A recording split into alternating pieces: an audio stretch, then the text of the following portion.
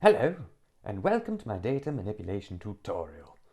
My name is Professor Barnabas Chonks, and if you're wondering if this is a fake British accent, the answer is yes. I read somewhere that millennials find it more appealing. I'm also not really a professor.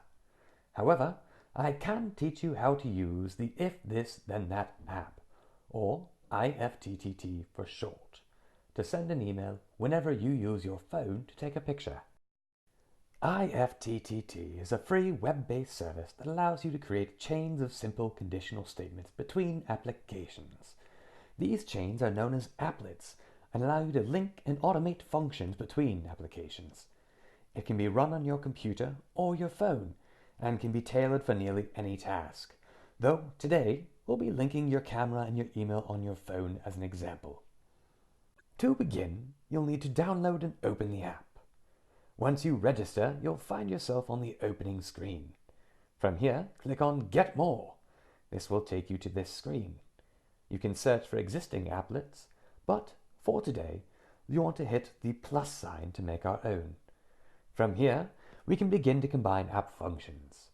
Choose the first one by clicking this. Again, you can either search or scroll down to find what you want. We're looking for the camera widget. This will allow us to select the trigger, which is any new photo. Next, we need to link it to another app, so click on that.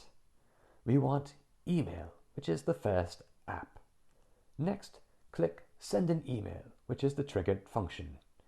You will need to link an email account if you haven't already. IFTTT will walk you through the process. Once this is done, you can format what the resulting email will look like. Click Create Action when you're done. Finally, click Finish to finalize the new applet. Your new applets will appear on your home screen. To use it, click your profile in the top right corner, then click Widgets.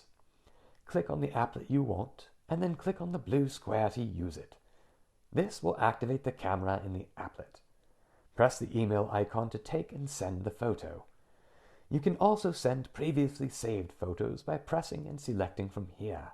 The new photo will appear in your inbox. Finally, you can toggle the applet on or off anytime by opening the app from your home screen and sliding this switch. Well, that's it for today's tutorial, I'm afraid. IFTTT is an app only limited by your imagination. Want to have location-specific alarms? Or are you more ambitious and want to turn your old iPhone into a motion-activated CCTV camera? Well, IFTTT can do it. So, good luck out there, adventurers!